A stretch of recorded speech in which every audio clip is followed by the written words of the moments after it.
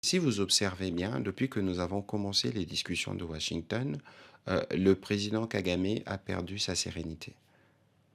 Et donc, et régulièrement, à chacune de ses sorties, il y a des choses qui sont dites qui ne devraient pas être dites à ce niveau-là, premièrement.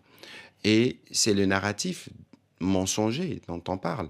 Lorsque lui-même avoue n'est pas avoir dit la vérité à l'interview accordée à votre confrère Larry Madowo de CNN. Il dit aussi que ça ne pouvait pas le conduire au tribunal. Mais regardez vous-même la place du mensonge dans la rhétorique du président rwandais.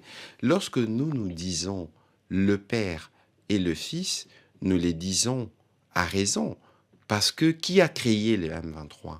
Qui arme le M23? Qui alimente les M23? Qui conduit les opérations des M23? C'est même pas nous qui les disions seulement, mais il y a des rapports du Conseil, du groupe d'experts des Nations Unies qui les disent de manière régulière. Et donc cette filiation existe bel et bien, mais une filiation qui était reniée avant finalement d'être reconnue internationalement. Et donc nous sommes plutôt dans un narratif de vérité. Je rappelle, monsieur le journaliste, que la République démocratique du Congo est un pays démocratique.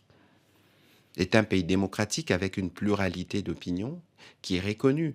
Le Rwanda est un pays despotique où il n'existe pas des espaces de liberté pour la libre expression. Donc on ne peut pas aller dans une quelconque forme de comparaison entre les deux pays parce que du point de vue de la démocratie, le Rwanda sera toujours au bas de l'échelle et parce que je terminerai par là, il est hors des questions qu'à travers les fils, on exporte les méthodes du Rwanda. Vous avez suivi l'occupation de Goma, vous avez vu qu'un jeune chanteur, paix à son âme, a été sauvagement abattu et que toute idée des libertés est brimée et que les journalistes désertent cette partie du territoire national parce qu'il y a cette volonté d'exporter les méthodes du père par le fils en RDC.